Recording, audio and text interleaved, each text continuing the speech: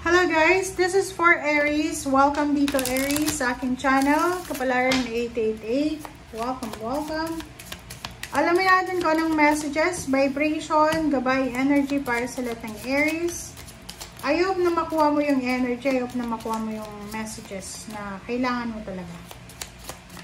This is timeless reading guys. Please connect your intuition sa mga barahan na lumalabas dito. Aries. Comment down below if you resonated. First card natin is birthday. Isang birthday daw, isang importanteng birthday celebration. Ang posibleng magiging sagot sa yung mga questions. So for example, if may kapamilya ka, kakilala ka na tawag dito, Leo. Kasi this is birthday month ng Leo eh. Ano bang date ngayon? 12. Okay, maybe tomorrow. 12 or today or tomorrow or the next day. Possible na mayroong birthday celebration na doon sa birthday celebration na yon, doon mo makukuha yung sagot sa mga katanungan mo. Okay, like for example, marami kang katanungan sa isip mo or sa puso mo na makukuha mo, pwedeng a-attend ka ng birthday or pwedeng imbitado ka, and doon mo makukuha yung sagot sa mga katanungan mo. Okay. Dietary change.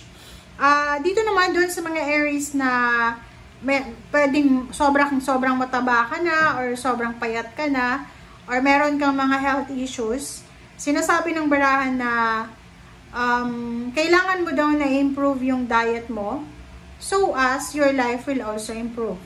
So, sinasabi ng barahan na yung health is connected din sa improvement ng buhay mo. Okay?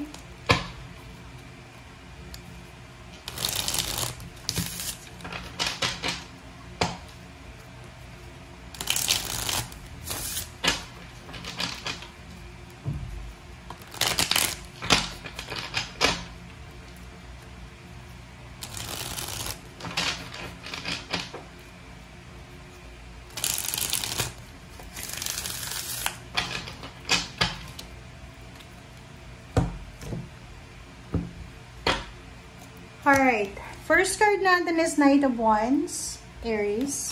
Second is Three of Pentacles. Next is Eight of Cups. The Emperor. Nine of Pentacles. And Page of Pentacles. And sa ilalim mo dito is Two of Swords. This is choices and options. Okay. Okay, Aries.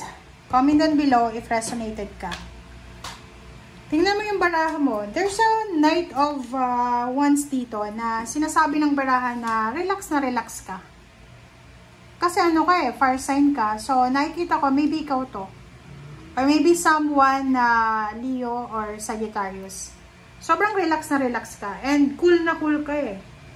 Next card natin is Three of Pentacles. Meron ditong Aries na posibleng siya ay nag-aaral.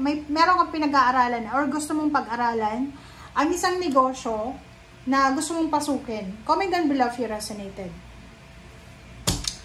Eight of Cups and the Emperor. Sinasabi ng baraha sa'yo dito, Aries, na posibleng there's an offer. Diba? Maybe may offer na parang higher position.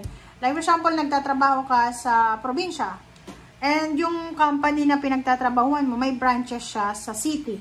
So, sinasabi ng barahan na kailangan mong mag-travel, mag-relocate, mag-move. And para sa empowerment. Kumbaga, ganun eh. O-offeran ka ng mataas na sweldo, or mataas na posisyon, pero kailangan mong lumipat ng lugar.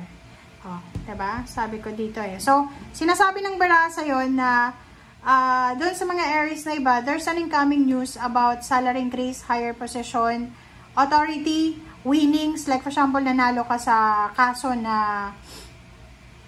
mo, kung may kaso ka. And there's a lump sum of money, there's a financial wish. Yung halimbawa na pangarap mo siyang sweldo eh. May pangarap tayong sweldo, may pangarap tayong mahawakan na pera. So, dito sinasabi na in the near future, kung halimbawa ngayon pa lang yung offer na to Aries, may nag-o-offer sa'yo ng stability and balance sa pera, tanggapin mo na para hindi ka magsisi sa bandang huli. Okay? Kasi ito ay magdadala sa'yo. Baka ngayon, hindi mo pa nare-realize na maganda ang offer na to. But in the near future, sinasabi ng barahan na siya ang katuparan ng pangarap mo. Alright.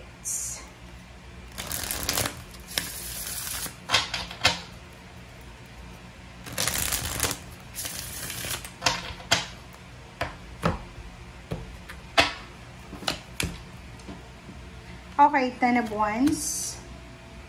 2 of Pentacles. 7 of Cups. Ace of Pentacles. Wow! Congratulations talaga sa inyo, Aries. Aries, there's a good news about job. There's a job offer. May isang tao dito na financially stable siya na posibleng o-offeran ka niya ng bagong trabaho. O-offeran ka niya ng bagong pagkakataon para kumita ng pera. Or maybe yun na nga, yung iba sa inyo Aries na interesado sa pagnenegosyo, posibleng kayo ay magte-training sa TESDA or sa kung ano pa man na free trading na ino-offer ng gobyerno. And nakikita ko sir dito na because of this offer, possible ka na magkaroon ng maraming pera. Diba? Hindi ko alam kung bakit maraming pera yung sinasabi sa'yo dito. And ihanda mo rin yung sarili mo, Aries, kasi especially October, sobra-sobra kang magiging busy. Sobra-sobra kang magiging abala. Kasi marami kang duties and responsibilities. Like, halimbawa, yung nasabi ko sa inyo, pwedeng kung ma-promote kayo, syempre marami ka ng obligasyon. Halimbawa naman na kung halimbawa na nadagdagan yung sweldo mo, nadagdagan yan, pero madadagdagan din yung mga obligations and duties and responsibilities nyo. And dito sinasabi ng barahan na in the near future, posibleng bibigyan ka ng pagkakataon ng universe na mabalanse yung finances mo. Maybe ngayon, medyo 50-50, nahirapan ka na balansehin siya. But sinasabi ng barahan dito na maraming new beginnings, maraming matututunan ka na paraan para kumita ng pera. And maraming legal and legal way. And nakikita ko sir dito na maraming blessings na darating sa'yo in terms of financial. Kung talagang magiging sobrang sipag ka, dedicated ka, and persistent ka. Okay?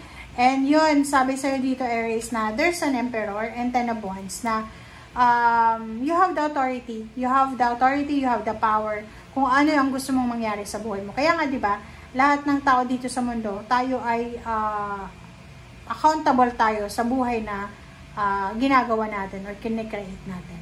Okay? Thank you guys for watching. Bye!